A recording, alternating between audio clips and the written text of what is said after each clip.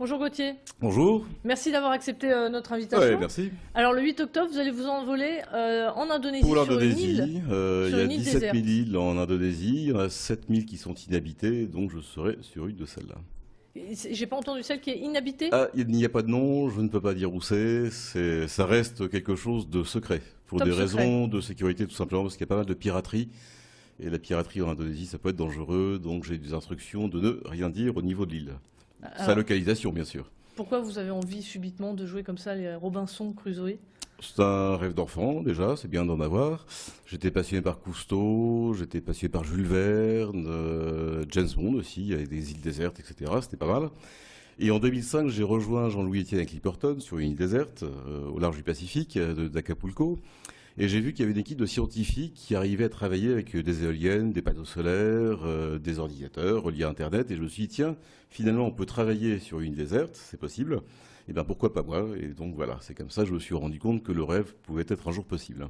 Donc l'idée c'est de partir là-bas pour Mhm. 40 jours si j'ai bien compris. Oui, c'est le temps d'une quarantaine, le temps de se désintoxiquer un peu de la vie moderne. Ah d'accord, donc c'est choisi aussi le nombre de jours. C'est choisi, oui, oui, tout à fait. Une quarantaine, c'est bien. Ça laisse le temps de vivre sur place, d'expérimenter le travail à distance, parce que c'est ça que je vais essayer d'expérimenter. Je gère une société, je vais transporter mon bureau, peut-être mes ennuis aussi d'ailleurs, sur l'île. Et puis, on va voir si ça marche, comment je peux communiquer avec mon équipe. Alors, je précise que mon équipe, personne ne voulait y aller, parce qu'une île déserte, c'est fascinant, c'est une belle carte postale, on en voit dans les agences de voyage, mais les îles désertes en Indonésie comme ailleurs, c'est parfois très désagréable, donc il y a des rats, beaucoup. Il y a des scorpions, il y a des belles araignées, j'aime pas du tout les araignées, il y a des serpents, et donc en plus c'est la saison des pluies. Donc personne de mon équipe m'a dit bah, c'est très bien si tu veux y aller, on te suit par la pensée. Mais on va expérimenter du travail à très longue distance, d'une façon un peu spectaculaire, et chaque jour je vais dire bah, voilà j'ai passé tant de temps par exemple à pêcher, puisque pour me nourrir j'ai besoin de pêcher, sinon j'ai des rations de riz, mais du riz pendant 40 jours c'est pas terrible. Donc pour boire, je vais récupérer de l'eau de pluie. Mais la vie du Robinson 2.0, sincèrement, si je suis très mauvais à la pêche, je vais passer 6 Alors heures quel à est la pêche. l'objectif concrètement à faire ça? C'est de démontrer qu'on peut travailler à distance. Le but, c'est pas de travailler tous de façon virtuelle, hein, il n'est pas question de ça, mais de montrer par cette expérience-là qu'on peut, peut-être un jour ou deux dans une semaine, lorsqu'on le peut, le métier le permet, de se dire, ok, on reste chez soi. Non pas pour glander, mais simplement pour travailler. Voilà. Ça veut dire qu'une fois rentré, vous allez dire à vos employés, On c'est a bon, déjà vous commencé. pouvez... Il y a déjà une personne qui travaille en partie à distance, mais on se voit toutes les semaines. Moi-même, je suis à Saint-André, mais j'ai aussi un bureau à Paris. Donc, on est habitué à tout ça déjà. Et j'ai une équipe que je connais depuis 18 ans, dont chacun a ses responsabilités. On est tous très autonomes, mais on est tous derrière ce projet-là. Voilà. Alors comment vous allez faire pour rester connecté? Vous allez avoir quand même Internet? Alors, je vais avoir un ordinateur, c'est indispensable, un second de sécurité, 4 panneaux solaires, et avec ça, vous êtes relié avec le reste du monde. Et quand je suis rédacteur en chef de Timbre Magazine et de l'activité immobilière, j'ai environ 20 pages à écrire par mois. J'ai une société à gérer, des fournisseurs, des clients, etc. Et on verra si ça marche. Cette île va être un petit peu un laboratoire. On va voir ce qui fonctionne et ce qui ne fonctionne pas. Il y a des choses qui ne vont pas marcher. Il y aura des galères forcément. Avant de partir, est-ce que vous avez suivi des cours de pêche ou comment construire une J'étais, cabane? oui, j'étais en Indonésie l'été dernier. Ça fait quand même 6 mois que je me prépare parce que lorsque vous êtes seul, vous vous mettez en danger. Il n'y a Ah, personne pour vous secourir. justement, quelle est cette phase de préparation? Comment vous y êtes pris? Déjà apprendre à pêcher, repérer ce qui est mangeable et pas mangeable. Si vous avez vu le film Into the Wild, le type meurt à la fin parce qu'il a mangé les mauvaises plantes.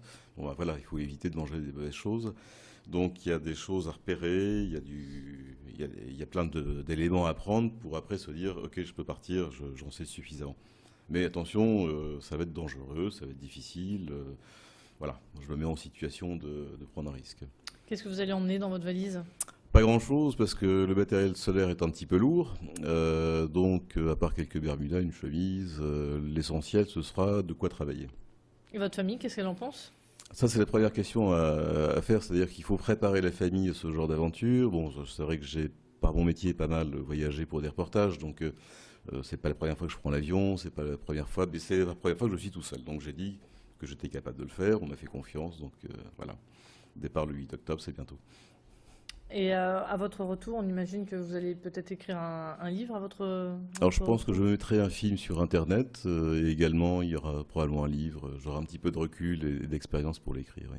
Et vos employés, vos collègues, ils n'ont pas du tout voulu Ah faire non, comme non, vraiment vous. pas. Non, non, non, non. J'ai des gens qui Ils aiment détestent pas les trop rats. Koh-Lanta. Il y a peu de gens qui aiment les rats. Dormir à la belle étoile, en plus au moment de la saison des pluies, c'est pas quelque chose qui est tentant. Donc on vit dans l'humidité.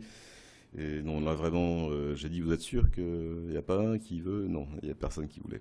Qui dit lien internet dit aussi blog. Vous allez tenir un blog. Alors, je tiendrai un blog sur www.web-robinson, puis il y a aussi une page Facebook.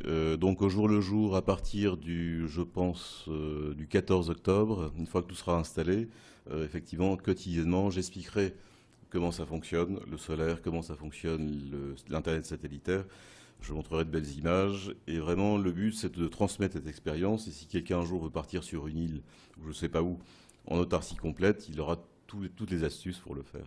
Bah, c'est très bien, on va essayer de vous suivre. Vous emmenez une caméra avec vous, non? Deux. Ah bah, peut-être qu'on se retrouvera en direct depuis Avec là-bas. plaisir, oui. En tout cas, bon voyage. Merci d'être venu Merci. sur le plateau de Grand Lille TV. C'est la fin de cette édition très spéciale. Merci de nous avoir fait Merci voyager. beaucoup. À suivre votre météo.